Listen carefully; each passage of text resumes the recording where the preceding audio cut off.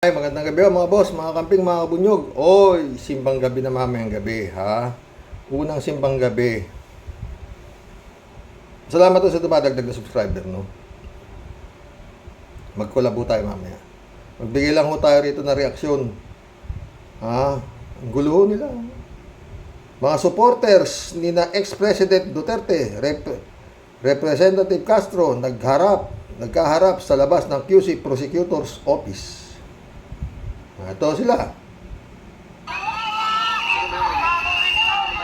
Ayaw niyo sa Duterte kasi mauubos kayo!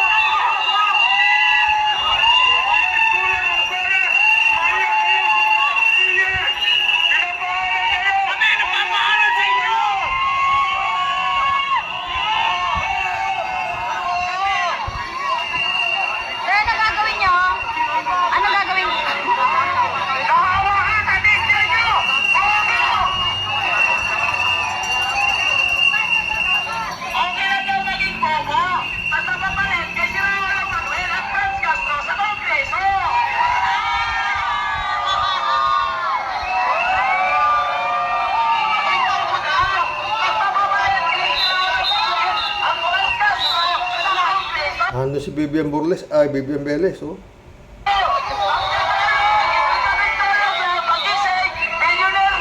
Si Vivian Veles ang nanawagan itong ano nito eh.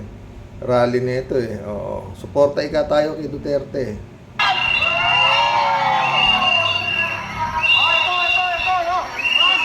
Andito po tayo ngayon sa may Quezon City Prosecutor's Office. Kung saan nga po makikita nyo po dito sa kanang bahagi na ito, yung mga Duterte supporters. Na yung mga sumisigaw, habang nandito naman mga nagpipito, yung pong mga makabayan block, no? Mga sumusuporta po kay Teachers Party List Representative Franz Castro. Ngayong araw po kasi, yung na-reschedule na, no? Yung preliminary investigation nga po dito sa criminal complaint na inihain ni Teachers Party List Representative Franz Castro laban po kay dating Pangulong Rodrigo Duterte dahil hindi po siya umattend noon sa kanyang non-appearance nung nakaraan.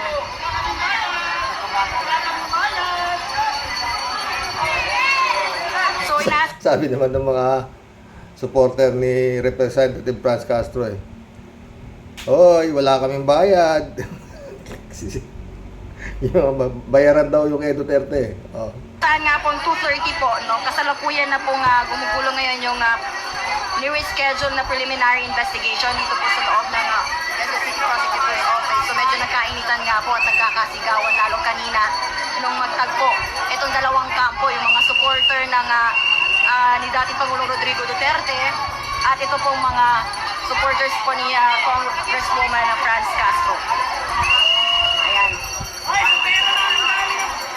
So kung maalala po ninyo, nagugat po yung reklamo po ni Kong Franz Castro. Grave threat po ito under Article 282 ng Revised Penal Code, ano? Kung saan nga po, matatandaan niyo po nung bandang October, may mga binitawan pong salita si dating Pangulong Rodrigo Duterte sa kanyang programa, nagikan sa masa para sa masa sa kanyang programa sa SMNI. At yun nga po, ilan nga po doon, yung may threats. Death threats para daw po kay Congresswoman Castro. Tama na yan. Magbigay na tayo reaksyon dyan. Magbablog pat na magkukulab pa tayo mamaya. Eto ano mga boss. Sino ba may kasalanan dito? O, di ba? Kung hindi pinagbantaan ni sa programa do sa gilitan ng masa, gigan ng masa, si Franz Castro na papapatay, napatayin yan, o, di ba? O, tsaka nire-red tag nila si Franz Castro, di ba? Nila Duterte, na sinasabi nga na yun nga, CPP, PPA, kung ano pinagsasabi nila kay Franz Castro. Eto ano mga boss, si Franz Castro, matagal nung, panahon pa ni Duterte, ba't hindi nila sinampahan ng kaso si Franz Castro?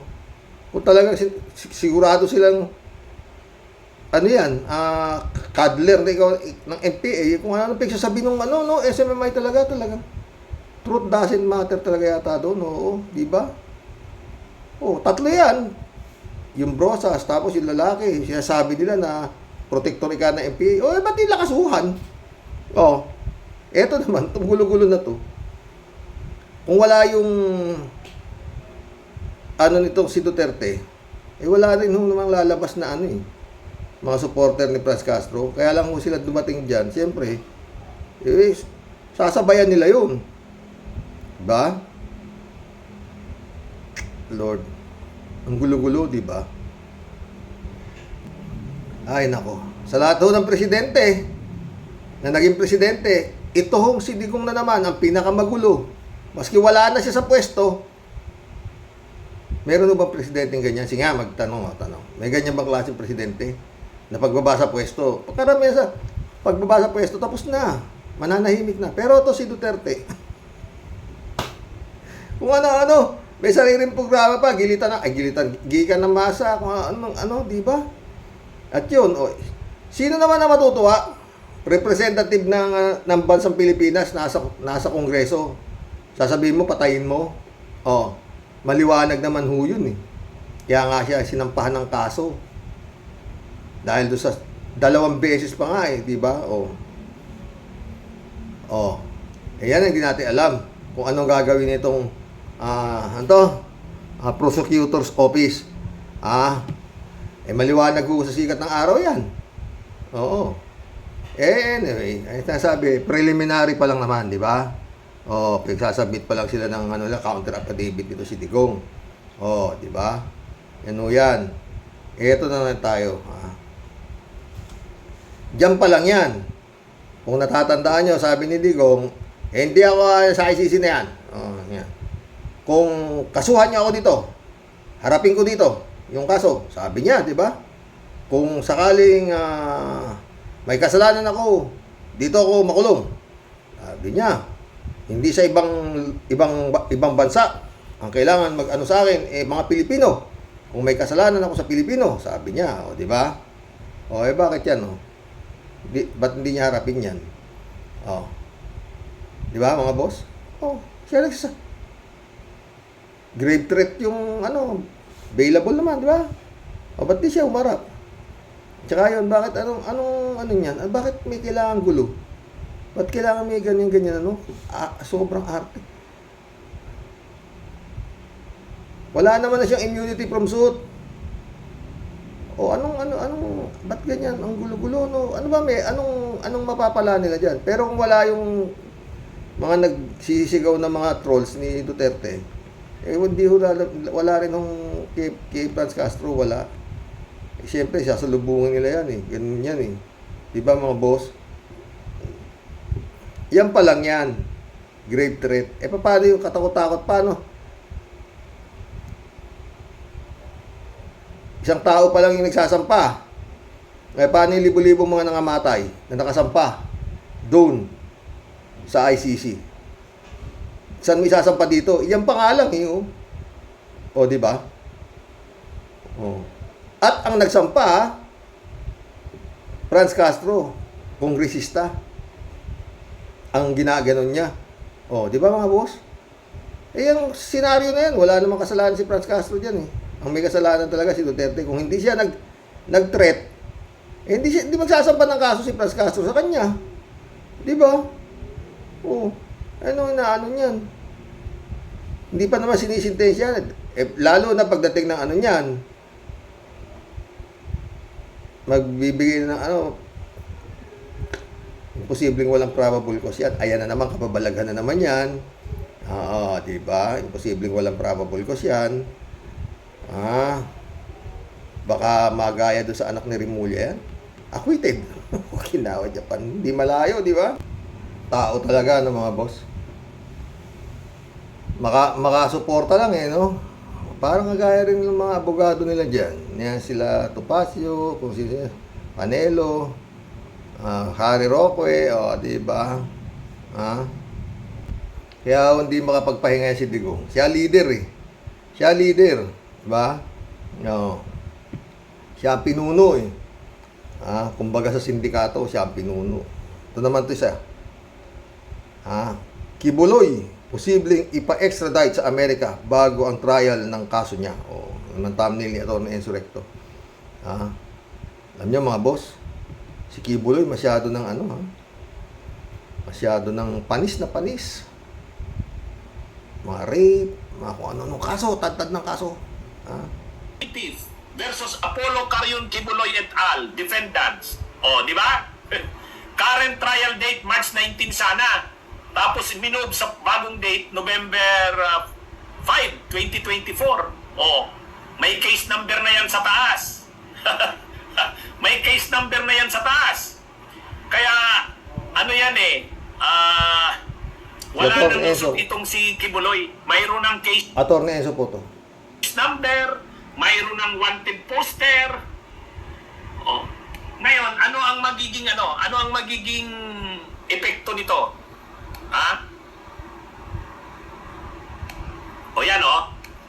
A U.S. judge has set a new date for the Los Angeles, California trial of Kingdom of Jesus Christ Church founder Apollo Kibuloy and several others, giving prosecutors and the defendants more time to prepare for the case. Yun.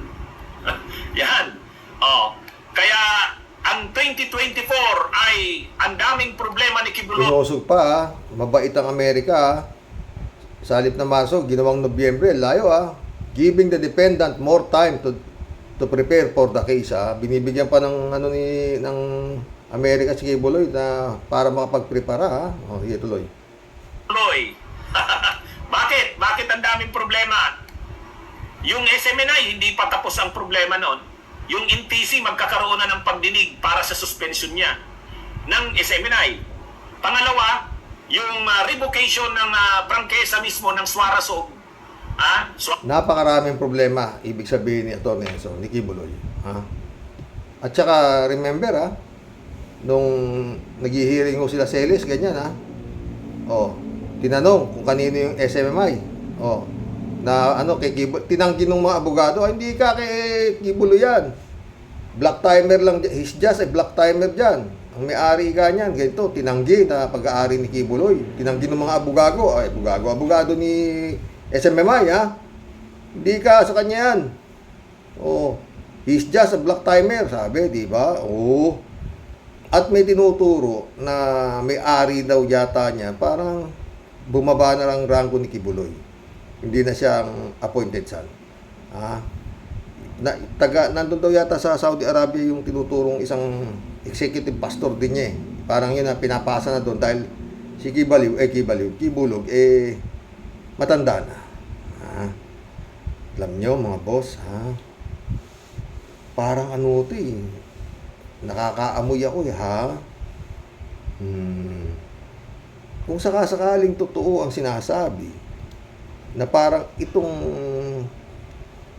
si Duterte, parang sindikato, itong takbo nitong Remember, may nagsasabing galit siya sa droga, pero siya ang Lord of all drug lords, di ba? Sila Matabato, saka sila Scanias, si Asierto, kung sakaling etong si Kibuloy na to, hindi malayong miyembro to Alam nyo, Davao po yan Gaya ng sinasabi ni Noel Duterte, yung pamangkin ni they live like king and queen sa Davao. Parang ang pag-aari na ng Duterte ang Davao, di ba? Wala namang nakakaiba. Mayor, naman nanlulat sila. Mayor, sino mayor, puro Duterte, puro mayor. Palit-palit lang sila nung mag-ama. Sara mayor, vice mayor si Duterte, ngayon si Baste mayor, di ba? Ganun ang nangyayari, wala hong pwedeng gumalaw sa kadala sa Davao. Yan ito. Pagkwentuhan lang natin. Kumbaga marites lang tayo dito, mga boss. Ito si Kibulog na to. Ibig sabihin to, lumaki nitong kanyang sinasabi niyang tong istorya ni Kibuloy sa Davao. Diyan na lumago, kumbaga dumago. Di ba mga boss? Lumago siya diyan. Kayo ba naniniwala na pabayaan ni Duterte nanloloko ka sa Davao? Nanloloko ho siya diyan Di ba? Ako ang appointed son, sabi niya. Marami siyang utak na parang napaniwala niya, di ba? Remember Kapa, yung pinasara ni Duterte. Isa rin nung parang parang kulto rin na marami ng miyembro yun, milyon. Pinasara ni Duterte. Walang reklamo po sa Kapa, maliban na yun nga, meron silang parang mag-i-invest yung mga member nila, kumikita yung mga member nila doon sa kanilang mga ininvest. Wala akong nagreklamo, maganda takbo ng Kapa. Oo, maganda. At marami na hong nag-i-invest ng membro nila na dahil maganda yung nakukuha nilang dividendo. Yun lang ho yun. Kaya ipinasara ni Digong. Dahil sabi niya, wala nag-i-reklamo, kaya marami hong nagrarally na wag talagang ayaw nila Pero nasunod si Digong. Hindi pa nga ho umabot sa wala hong reklamo dun. Nakagaya nitong katakot-takot na reklamo nitong SMMI na to. Nitong kulto, nitong si Kibulog na to. At ang nagrereklamo rito, doon sa Kapa, wala hong nagrereklamong miyembro. Doon sa kanilang pastor. Eto si Kibuloy, miyembro niya mismo ang nagrereklamo sa kanya. Marami hong kaso. Most wanted pa siya ng FBI. Pero, hindi pinatitigil ni Digong. Di ba? Konting isip lang. Para lang tayo nanonood, nagkwekwentuhan tayo ng mga pelikula. Eto, sa tindi ni Digong, sa Davao, makakapagtayo ka ng ganyan. Yun nga si Erip, sinapak Ikaw pa, magkakaka ka dyan na ako appointed son, tapos lumalago ka. Maraming nang nag-aano sa'yo. Kung yung Kapa, pinahinto ni Digong, bakit di niya to? Sigurado to, kinausap din to. Malamang malamang sa alamang. Baka nung medyo sumisibol na to, na pinatawag siguro to. Paano ba tayo? Mukhang puro kalokohan yung pinagagawa mo rito sa Davao. Pwede niya pinatuto. Pero, paano ba? Sinuportahan ni Duterte, ibig sabihin. Kaya lumago to si Gibulog na to. Sinuportahan niyan. Parang si Aguila rin. Di ba? Montik na lumago si Aguila Pero dahil din sa mga miyembro ni Aguila na nagreklamo, napunta nakarating kay Senadora Risa Ontiveros, ayun, pinatawag si Aguila. Kaya ito ngayon, ito rin na nangyayari, pinatatawag din to sa Senado. Pero pinatatawag pa lang andyan sila Bato. Si Bato ang nag-imbestiga kay Senyor Aguila, the reincarnation of Santo Niño. Pero dito, the appointed son, maski anong mangyari, suportado ko si SMMI. To cut the story short, kwentuhan ako na ito. Doon sa mga napapanood kong pelikula, mga boss, Pag ikaw paano ka na sa sindikato, hindi na maganda ang papel mo, masyado ka ng maraming nalalaman at ikaw malapit ka ng bulgar ka na palpak ka, na ikaw isang kagaya na itong nangyayari na to. Ang tawag na kay Kibulog ngayon, disappointed son Kung ano-ano na tinatawag dyan, marami na talagang kumbaga sa mabaho na sila. Mabantot na si Kibuloy, ha. Tsaka yun, remember, sinabi agad ng abogado nung hindi ka kay Kibuloy ang SMMI na yan. Black timer lang siya dyan. Hula-hula lang tayo, boss. Baka yung mga pag-aari ni Kibuloy dyan, hindi nga rin sa kanya yan. Ha? Parang style ni Ferdinand Marcos Sr., yung mga pag-aari niya, pinangalan niya sa mga cronies niya. Hindi malayo, di ba mga chief? Di ba? Remember, si Kibulog, walang asawa yan. At sa tagal na ni Kibuloy, wala pa tayong nakikitang ipinresinta niya na nanay niya, tatay niya, kapatid niya, walang balitang ganun, di ba? Hindi kagaya ng Iglesia ni Cristo. Kilala natin yung mga kapatid ni Iglesia ni Cristo, mga Manalo, ganyan, kung sino, di ba? Nakadeklarang mga pamilya ng Manalo, ganun. Ito si Kibuloy, wala Di ba mga boss? Ewan ko lang kung mali ako. Pero parang wala, di ba? Parang solo flight itong si Kibulog na to No. Walang kung saan ang galing to, parang walang ganun Maliban na merong nagsabi noon na itong Kibuloy nito galing kang Pampanga yan. Hindi ka pinansin yan dun Pinagtawanan. Kaya yan, napunta ng Davao, doon napadpad. Yan nakapanloko. Nakapanggago. Na umasenso, kumbaga umasenso. Yung kanyang negosyo. Yan ang natin, mga chief. Pag nakakapanood ako ng pelikula, sa isang sindikato, pag wala ka na silbi, at baka maging isa ka pang balakid sa takbo ng sindikato, napakinabangan ka na, baka magsabit ka pa. Kagaya nito, katakot-takot ang asulto nito, si Kibulog na to. Most wanted pa ng FBI. Baka.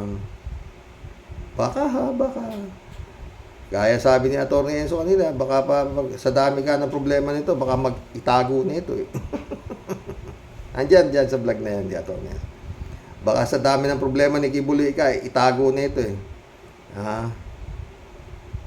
Sana nga, itatago ka lang. Hindi sa ilalim ng lupa. Madali ho yan. Remember, mga boss, pag nakanayan, parang nangyari kay Ka-Percy, diba sabi niya, MPA ka pumatay kay Ka-Percy.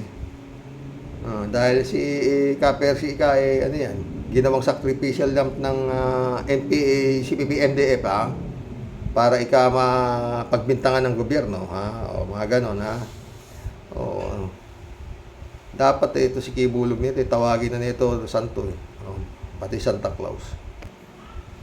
Sana mali pero marami ako napapanood na ganyang pelikula tungkol sa mga droga na ganyan, mga drug lord na ganyan, mga tawag dito, kagaya ng mafia, ganyan, ba? Mafia, o pag istorbo ka sa sindikato, wala ka ng pakinabang Nililigpit ka na lang di ba? Sana nga, hindi sindikato si Digong. Langanin ka, Kibs. Langanin ka, Kibs. Jeff Ramos, shout out. Magandang gabi po tayo. Magandang gabi. Ladies Anita, shout out Good evening po, Sir Roque. Yung kahapon, nauunawaan po namin, mga sumusubaybay sa inyong programa mo po. Itaas na po natin sa itaas na po natin sa mahal na Panginoon natin ang hipag mo po. Si Lord po hindi po natutulog. Be strong po. Oo, Lady Sanita, totoo ka. Gaya ng sabi ko, kaya ako napunta dito sa vlogging na to dahil sa kanya. Oo. Para siya talaga ang nag sa akin. Hindi po ako nagbibiro. Oo. Hindi po ako nagbibiro. Siya po ang nagbigay sa akin. Hindi po ako dito. Hindi po. Hindi nga ako marunong gumamit ng cellphone na ganito eh. Ang gamit ko lang ho, yung Nokia maliit. Dahil tawag lang ho, saka text ang ano ko eh. Oo, tatawag lang ho ako. Magkano ang presyo ng mais? Magkano ang presyo dito? Ganyan. Oo. Buy and sell lang nga ho ako noong malakas pa tayong kumita. Oo. Nung bata-bata pa tayo. Oo. Ganun ho ako noon. Okay. Pero, sabi ko kay mama eh, Ma, gabi-gabi binubulungan ako na pinagbablog ako ni Lord. Sabi ni mama, baka mamaya kung ano pagsasabi. Hindi talaga. Hindi ako pinapatulog eh. Kako sa kanya eh. Itinutulak niya ako dito. Kaya sabi niya, nagpaturo ako to sa anak ko kay Nilo. Paano ba ka? Noong una, nagsimula ako, tumatawa sila. Sabi ganyan, no? Kasi nga, hindi nga ako marunong mag-vlog na ito. Hindi ko nga ako ito. Oo. Tita mo ka ako, may 20,000 mahigit na tayo ng subscriber. Kako. Tsaka yun nga, nung nagkasakit siya, na-COVID siya, may mga nagpadala, ayaw nang pabanggit yung pangalan. Tumulong sa akin, nagkasakit siya. Kasi nga, sarado yung tindahan namin. Kasi COVID eh. Nakasara yung almost kulang-kulang 1 buwan kaming sarado. Wala kaming bawal tatakot pa silang ganyan. Talagang sarado kasi nga yung panahon ng COVID tamo, sabi ko sa kanya, talagang mahal ako ni Lord ka ako sa kanya. Ka maniwala, loko-loko kasi ka ako sa kanya. Yan po istorya nito. Walang biro. Ladies Anita ulit walang yaya si Eric Celis. Napaka walang ya. Sabihin hindi niya sinabi kay Honorable Gas Tambunting ang source nila. Salita ni Tambunting ay nakarecord noong inamin po ni Celis. Yan ang masasabi ko po. User yabang lang talaga si Eric na yan. Sarap iuntog ang ulo niyang kalbo. Totoo. Wala kang maano eh. Talagang sila eh. Maganda ho yung bukas. Mag-vlog ulit ako. Maganda ho bukas.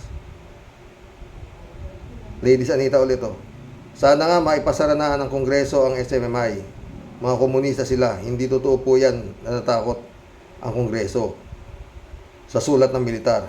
Ini-interview kanilang umaga si Tambunting po. Talagang tumanda sila. Kumanda sila sa kasinungalingan. Mga toxic sila, sabi. Tumanda sila sa kasinungalingan, sabi. Ladies Anita ulit buhay daw ni Badoy, itinaya niya. Sinagot siya ng Kongreso na drama mo silang lahat ang Kongreso. Na tumanda na daw sila sa kanilang oposisyon. Mas sila ay nakataya ang buhay nila. Kaya tinawag kaagad ni Sergeant of Arms ng Kongreso. Masaya ho bukas yung vlog natin. Sabi Ladies Anita, Sir Roque, ang Diyos ang bahala sa SMNI. Patuloy ang pagkakalat ng fake news at red tagging. Sabi nga ni Sir Percy Lapid, kapag ang tadhana ang nakialam, lahat ay hindi magwawagi. Hindi sila sasantuhin at kahit digong nyo yan at butangera. Sara, wala yan. Ang Diyos hindi natutulog po. Totoo yan, Ladies Anita. Pero, alam mo, yung utak ko masyado malaro eh. Hindi malayo mangyari sa iyang. Kibulog. Wala ka ng silbi. Oh, di ba? Ikinatwa ka na nga doon sa Kongreso na hindi yan ikaw may-ari ng SMA na yan. Black timer lang yan. He's just a black timer. Kinatwa ka na. Oh, di ba? Ha? Pero sabi ni Mike Abe, kalokohan yan. Yan ang may-ari. Oh, di ba? Pero pwedeng hindi nga siya may-ari niyan. Ha?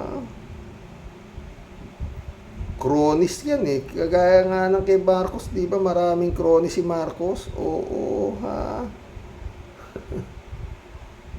Dennis Uy, sinasabi rin nila, kronis din ni Duterte, di ba? Marami, di ba? Marami. User, oh. Shout out, user. Makakulong na yan, mga yan. Kibuloy at Digong nyo. Pasok. Pasok ICC. Na sana, ha? User ulit, oh. Pinupuri pa yan ni pinupuri pa yan ni Celis sa ibang mga bulag. Pinupuri pa raw si Celis ng mga ibang mga bulag, sabi. Ladies Anita ulit, oh. Sir Roque, napanood ko po yan. Ganyan vlogger na punta sa mga taong mahihirap, bibigyan ng groceries and cash money. Marami nga silang viewers at subscriber po. Si Kabayan Noli Di Castro, ganyan din ang programa niya po. Oh. Marami sila yan, oo. Kaya na sinasabi ko. Pag ang pagtulong ay ikinamera, pelikula po yan. Oh. Kaya lang, true to life story. Oh. Ang sikat, yung tutulong, siyempre maaway naman ng mga puso ng mga Pilipino, lalo-lalo na po yung mga nasa ibang bansa. Ang bait ni ganun, oo. Tapos, babasahin naman nung loko-loko yung loko-loko nung tumutulong. Salamat po kay ganito sa inyo pong tulong, Diyos na lang pong bahala sa inyo. Tapos sabi naman itong pinulungan, hulog kayo, hindi po kami hulog ng langit, kami po instrumento lamang ng Panginoon. Sus, Joseph, hindi ko kaya talaga, pero ewan ko. Sana nung ko pag ginawa yan, dami dito yan. Antonio Andrada, shout out. Welcome to the club, Antonio. Sabi nga ni Celis, hindi stop ng Senado pero kawani lang. Al Ulalia, shout out, sabi niya. Marami pa rin naniniwala kay Duterte. Totoo yan, dahil madami pa rin sumusuporta sa SMMI. Watak-watak ang mga Pilipino dahil sa magkakaibang paniniwala natin. Ano man ang kahihinat na natin o ng Pilipinas sa mga darating na araw. Wala na tayong sisisihin kung hindi sarili natin. Naway, laging maging maganda ang araw natin, si Rox at mga ka-warriors. God bless us all. God bless Al Ulalia. Yan to. Nona Igan, welcome to the club. Sumagot siya. Pag ang Pilipino ay hindi nagkaisa, ang mananalo dito ay ang bansang China. Totoo yan. Sumagot din si Reynaldo Gonzales. Pinaglalakihan kasi ang sweldo, benefits sa mga PMAers. Kaya isang bagay din ang tinatanaw na utang na loob kay Duterte. Pero kung alayan, ilalaglag na din nila si Duterte. Pera-pera lang labanan ngayon. Si Rox, sa hirap ng buhay, prinsipyo ginagawa na nilang sakripisyo. Kahit alam nila malaking epekto na ito para sa mamamayan. Ang hirap isipin, isang bansa pa ba tayo o isang lungga na punong-puno ng uod at grasa? Takin mo yung mga comments na yan, hindi mo babasahin, sayang. Di ba? Mananatili sa comment section, di ba, mga boss? Librado Ludovico, shout out. Blessed Thursday morning po. Roque and to all Roque Warriors watching from Edmonton, Alberta, Canada. God bless po. Stay safe and healthy. Dapat tuluyan ng ipasaray ang SMI na yan at ikulong si disappointed son Nabagan. Walang kwentang himpilan. Pero pinagtatanggol ni Sara.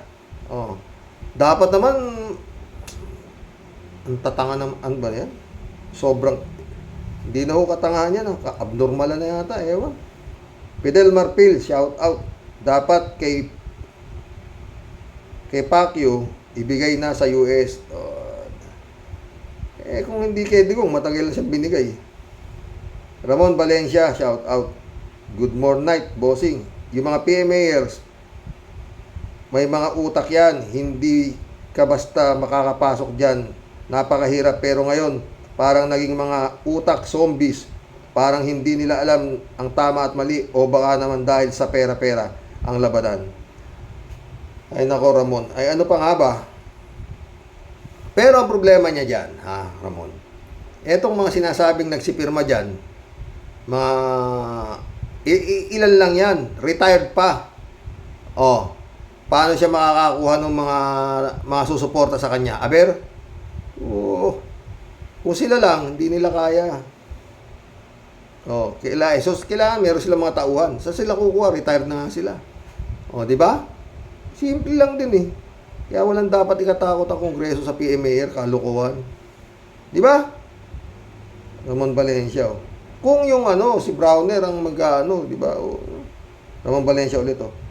Kung kay Celes at Badoy nahihirapan ang Kongreso, paano pa kaya sa mga big boss? Malamang hindi nila mapatawag yan. Maaalala nila yung baril ni Duterte. Yun nga, dyan nga magkakasubukan, Ramon. Pag di nila napasara yan, si Duterte pa rin ang nasusunod sa Pilipinas.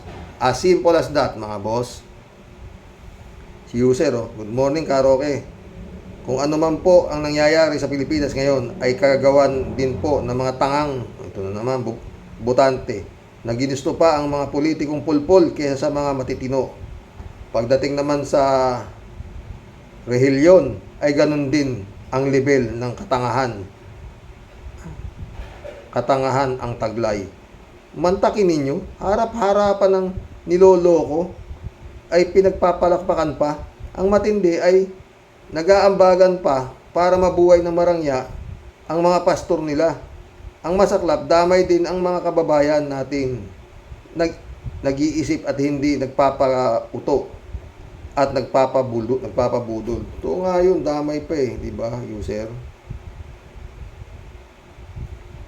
Ferdinand San Juan, shout out ha. Good evening, Karox. Grupo ng SMNI ni Kibuloy Duterte laban sa grupo ni Martin Romualdez at PBBM. Dito magkakaalaman kung ang power ni PBBM sa mga nangyayari ngayon bilang Pangulo sa ating bansa. God bless po. Totoo yan ha. Pero until now, wala pang sinasabi si His Excellency. Katahimik siya. Ferdinand San Juan ulit. Good evening po, Karoke. Grupo po ng Michael Duloy laban sa... Basa ko na to. Ramon Valencia ulit. Dapat nang kinausap itang bunting si Celes, nirecord niya yung mga pag-uusap nila. Ngayon, siya pa ang nabaligtad na sinungaling. Totoo. Kagaling talaga niyan sila Celes na yan. Sus Mariosep, ewan ko, nung klaseng sila, no? Sabi nga ni Friend Mab tao pa ba itong mga to? At mukhang pagtatanggol pa raw ng Commission of Human Rights. Napanood ko kanina kay Mab No, naigan ulit Yan na ang balat. Yan na ang balat na tinalupan, pinagsukluban ng langit at lupa. Elizabeth Iscare. Xerox, good evening. Ibang klase talaga ang SMNI na yan. Ang lakas talaga ng gobyernong ito. Ang lakas talaga sa gobyernong ito dahil kaya kay Duterte talaga ito. Dahil kaya kay Duterte talaga ito. Nakakalungkot ang nangyayari diyan. Walang power ang Kongreso diyan at duwag talaga ang BBM na yan. Wala man siyang magawa dito. Kaya mas lalong umaabuso yung SMNI na yan ni Duterte at Kibuloy. At hawak pa din nila ang mga kapulisan at mga sundalo. Totoo kaya ito? Xerox, dapat talaga kumilos na si BBM dito at mas lalong gugulo ang ating bansa dahil dyan. Totoo yan. Problema si Aimee. Kampi pa si Aimee doon sa kay Sara. Paano? Ay nako Lord. Elizabeth Iscare, sabi niya. Xerox, nabalitaan ko na may hearing na sa Amerika si Kibuloy sa November 5 daw, next year. At dito daw ipatatawag na sa ating bansa, yung tao na yan.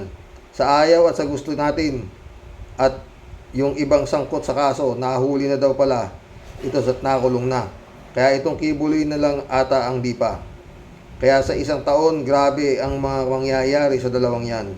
Kay Digong at Kibuloy, antay natin ang susunod na kabanata. Totoo yan, Elizabeth. Ha? Julito Rubilo, shout out. Ha? Brother Rox, SMNI, dapat bawiin ang prangkisa bukod sa mga violation, nakikipag-negotiate sa China TV network. Mainit sila sa local communist. Sa isang banda, tahimik sila sa pambubuli ng komunista China. Bumalik na naman ang makapili sa panahon ng Hapon. Pinoy nga naman, money talks. Totoo yan, Julito. Christian Chengnak, shout out ha. Ang gulo ng bungo ng mga tinamaan ng lintik na yan, mana sa kanilang Panginoon dugong at huwad na peste pastor na Kibuloy. Good evening po, Tyrox, at sa lahat ng mga ka-warriors. Christian Cheng ulit oh. Wari ko po, tatay, posibleng mag-shutdown yung fake na network na yan. Pag si Kibuloy tangan na ng FBI. At ang analysis ko po, hanggang suspension lang yan sa SMN na fake na yan. Maliban na lamang if di patitinag ang Kongreso at Senado. Sana lang po talagang desisyonado na sila na wag na po silang matakot sa harassment ng mga ex-man ni Duterte Praning. Totoo. Christian Cheng ulit oh. Ang dami din pong malalaman. Ha? At may din pong nang malaman ko na inalpasan sina Lukring Badoy, Bentong Celes. Opo, tatay Tyrox. Ginaya ko lang po si Sir Mab, Bentong look alike. Daw po si Celes. Totoo naman. Daan yan eh. Mas gwapo naman si Bentong dyan. Isketulis. Ng patingoon. Mukhang alien siya si Tulis eh. Yung si Celes na yan, oo. Sumalangit nawa si Bentong, pero si Celes, sumaimpyerno na. Pansin ko pati kay Lukring, Badoy at Celes, mas lalo lumobo sa loob ng kulungan. Yan ba ang hunger strike?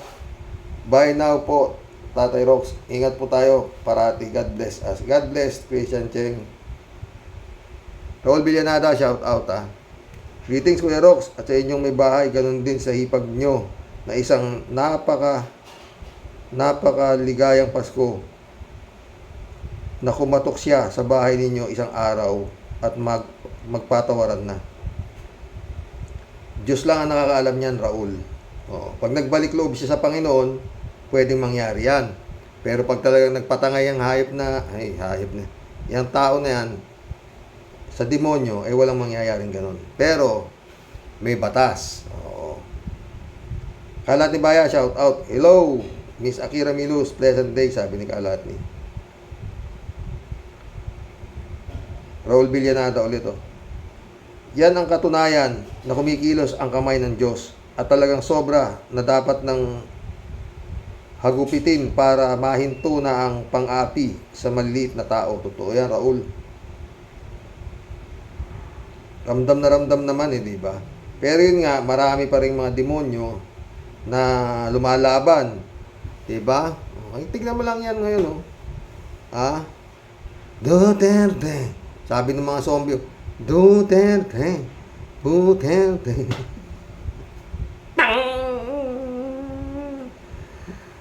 Kinawa Japan. Good evening, Karox. Laban lang, karaoke. Sabi ni Kalat ni Be well, Mama Bear. Okay si Mama Bear. Kako na nga eh.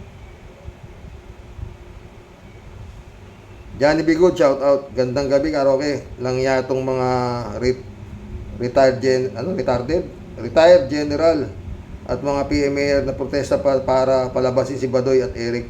Samantalang yung China, sinasakop na tayo, wala silang ginagawa. Palibhasa, kumita na sila ng todo suporta sa lahat ng gusto ni Digong. Puro sila mga kurap. Sana balang araw, makakarma rin silang lahat. Totoo yan, Johnny Bigot. Mga syunga rin yan, no? Yung mga PMR na yan. Oo, tumanda na yata paurong mga yan. Bakit? Bibigyan ba kayo ng pera ni Digong kung hindi kayo nagamit? Nagamit kayo, kaya kayo binayaran. Ganun lang kasimple yun, mga PMR. Kaya kung ano man yung binigay sa inyo, napagtrabahuan nyo yan. Kaya huwag kayo manatiling mga syunga. Ren Amy Bingson, shout out. Dolor Garcia, shout out. Belinda Magtangog, shout out sa inyo dyan. Sa Italy. Ren Amy sabi niya, akala ko talagang matigas na ang kongreso, pero mga duwag din pala. Ganun nga. Ren Amy ulit oh. Kakahiya na talaga ang hustisya sa Pilipinas. Ibig sabihin na tunay na untouchable ang may-ari ng SMNI. O baka si Halimaw ang tunay na may-ari ng istasyon ng mga red taggers na yan.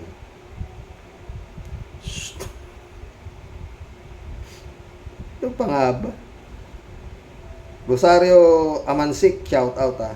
Karox, questionable na nga ang pagkapanalo ng mga leader na ito. Ipakita nila sa tao na may balls sila. Alisin ang istasyon ng fake news spreader. Take action in West Philippine Sea issue. Pamurahin ang bilihin. Come on, show your balls, leaders. Sabi ni Rosario. Friend Shervin Sapeda, shout out. Christy Ansen. July 7 Alcantara, shout out sa inyo mga friend ha. Sabi niya, muli po ay bumabati po ng mapagpalang buhay, sabi ni Friend Shervin. Sa ating pong lahat, mga Rocky Warriors the Great, halo-halong kalamay, ube, Xerox, lahat puro bida, hopya, mani popcorn talaga. Mas magulo pa talaga sa balahibo ng Galising Askal na pagala-gala sa daming issue. Meron pang sa gitna ng sarswelang kaguluhan, may nangangamoy pang tchatcha daw, si Tambaloslos, pipiliting mailusot para forever sila dyan.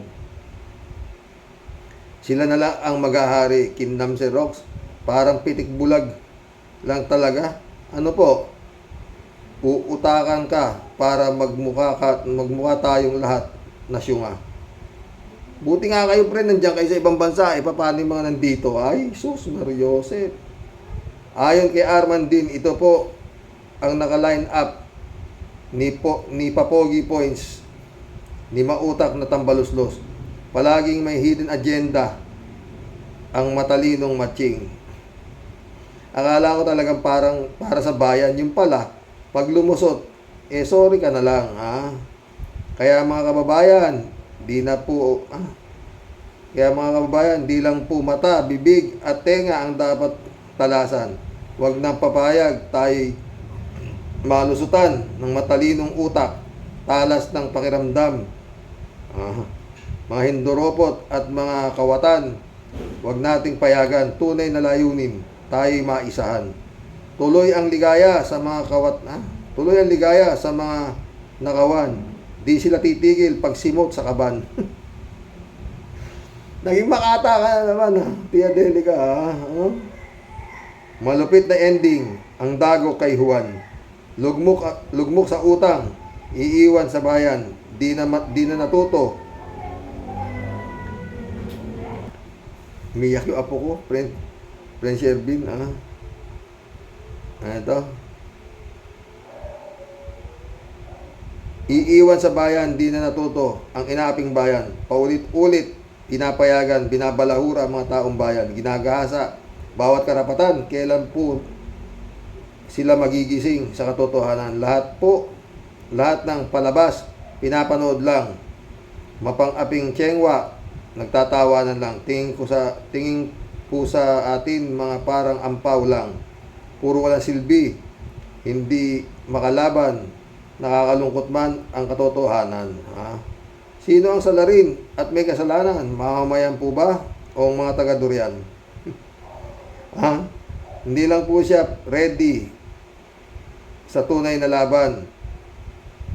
Mga high grade na armas kanyang iuumang. Sino mang magtatangka, siya ay maisahan. Lalo pong kumirot, rayuman ni Basyang. Yung tubig. Ha? Lalayas na muna at magsusumba na lang bago pa mapikon ang inyong taga-Durian. Good night po.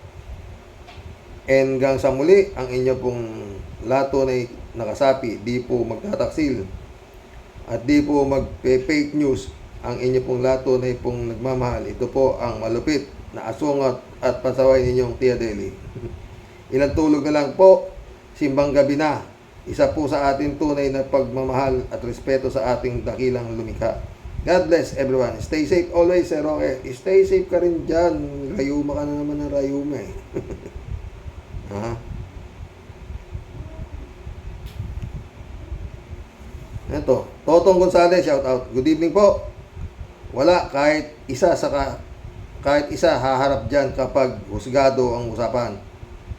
Ultimo amo nila isang duwag kapag may warrant na. Naku po, kanya-kanyang tago mga yan. Hindi nila kaya si BBM. Sana nga, Totong. Guramosa Sarabotska, shout out Jane L, shout out Si Rox, anong sabi ko sa'yo? Tatawa na naman. Ang target ang franchise ng SMNI. Si Badoy at Celes,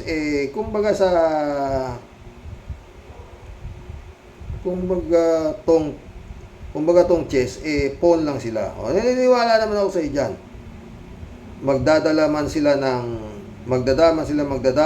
Hindi sila papansinin ng Congress. Hindi pwede yun dapat pahuli na sila Pipakalat sa fake news okay na, diba? Jane L ulit kaya naman ng gagalaiti si Celes naisan sila ng Congress. Kaya Xerox, hayaan mo sila Celes. Jane L ulit Xerox, tuwang-tuwa si Diggs nang maipasara ang ABS-CBN dahil yun talaga ang intensyon niya. Dahil galit si Diggs sa ABS-CBN kaya may kasalanan o wala, gusto ni Diggs ipasara. Ngayon iba ang kaso ng SMNI dahil legit ang kanilang mga violation. Totoo. Pero yun nga, nangyayari nga, binabaliktad pa nila, friend Jane. Ito yung kongreso na ito, naging pugad ng mga CPP, MPA ito tignan mo nga. Jane Elo ito. Naku, Xerox, hindi ako niniwala na AFP panic kay Diggs. Yung mga ilan lang na DDS generals, hindi ang buong AFP. Ang solidarity at katapatan ng AFP ay sa current president pa rin. Kung nasuhulan ni Diggs ang mga generals, di gagawin din yan ng Malacanang. Ang importante, alagaan ng BBM ang militar. Totoo. Jane L. ulit Xerox, sige, ito na naman. Pustahan, si BBM pa rin ang presidente dahil maipapasara ang SMNI. Isang tawag lang ni BBM sa ICC, tapos na ang boxing. At isa pang tawag ni BBM sa FBI, arestado si Kibuloy. Na kay BBM pa rin ang alas. Hindi nga siya marunong magsugal Nasa kanya nga alas, di naman niya alam gamitin. Paano Excellency, hindi ka ba naglalaro ng pusoy? Baka hindi mo alam, kwadro de alas ka na, lock ka na, pumapayag ka pang tinatalo ka ng butaw-butaw, Jane L. ulit Xerox, yan naman si Jam Magno, reverse psychology ang peg. Kaya yan kunwari nakatawa pero ibigay na natin sa kanya yan. Kanino pa ba magmamana? Sino ba ang ano yan? O yan ang clue kung bakit proud si Jam na mag-shot niya. Ang the best part is she has a mugshot. Diba? Totoo yan. Jane L. ulit, oh. Si Rox, bilog ang mundo. Kaya no matter what, kung dati nasa taas si Dutz,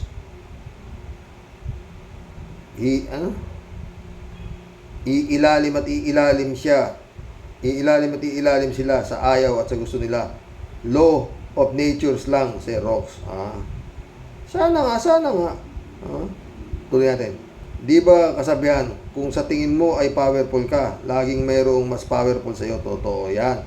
Kung powerful si Diggs, di mo alam, si Rox, merong mas powerful sa kanya.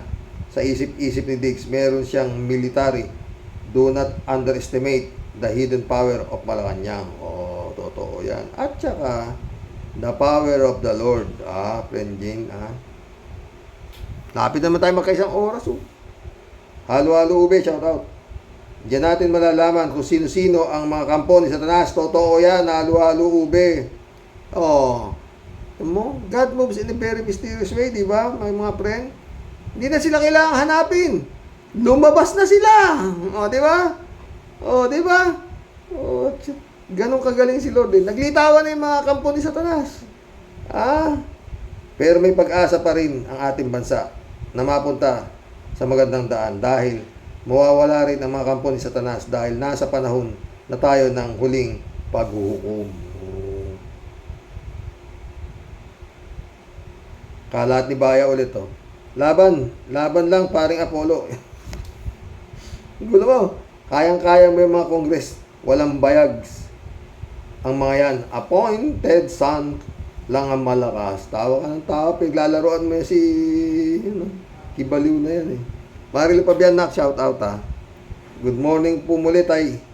And to all Rocky Warriors, tanging mataimtim na panalangin po ang magagawa natin laban sa mga naghahari sa ating bayan. Kasi talagang napakahirap mangimabaw ang kabutihan sa panahong ito. Ingatan po tayo, Lord.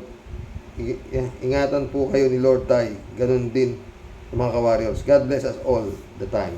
God bless. Marilo Pabian. Cassandra Daisy, Mag-ingay tayo sa social media dahil baka harangin ng mga senador na mga Duterte at pro-China ang origin ni Kibuloy. Yan natin. Amazing Spider, shout out Ano man to?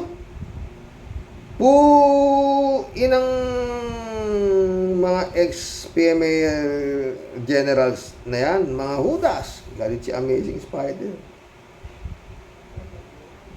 Federico Mandak, shout out sabi. Wala na talagang itatago si Sara kung anong talagang kulay niya, pati yung Duterte's generals, sariling interest lang nila talaga ang gusto nila. Sana man lang yung pagkakaisa nila ay gamitin nila laban sa China. Gustong-gusto ng China ang nangyayaring ito na gulo sa gobyerno. Kaya halos kanila na ang West Philippine Sea. Hindi na makaporma ang AFP natin. Isipin mo yung AFP Chief of Staff, dinuduro lang ng ambassador ng China. Isipin mo, ambassador lang yan. Ikaw, Chief of Staff, nga lang, nakakahiya. Napanood ko yung pang-water cannon ng China sa Coast Guard natin. Tumatay yung balahibo ko sa galit. Para tayong mga basang sisiw. Isipin mo, kasama dun si Browner, yung Chief of Staff, pero wala siyang magawa. Tapos, sasabihin niya, hindi pa raw time para sa involved yung Mutual Defense Treaty. Yun nga Kailan pa kaya gagawin pagsakop sa Pilipinas? Pagsakop ng Pilipinas, sayang lang ginastos ng gobyerno sa pagpapaaral sa kanila at sahod nila. Ang presidente natin, nga pa din, Lord, kayo na po ang bahala sa amin. Totoo yan. Federico. Mission accomplished mga boss. Nakapag-collab na naman tayo. Jun Lagon, my friend, shout out. Brother Elias Ischo, shout out. Mirna Regalado, Adoracion de Marana, shout out sa inyo mga boss. Eman Escalona, shout out na ka. Oy, Boy Hong Kong, nakabalik ka na ba sa Hong Kong? Magandang gabi po, God bless. Simbang gabi na po mamaya. Tulog na maaga.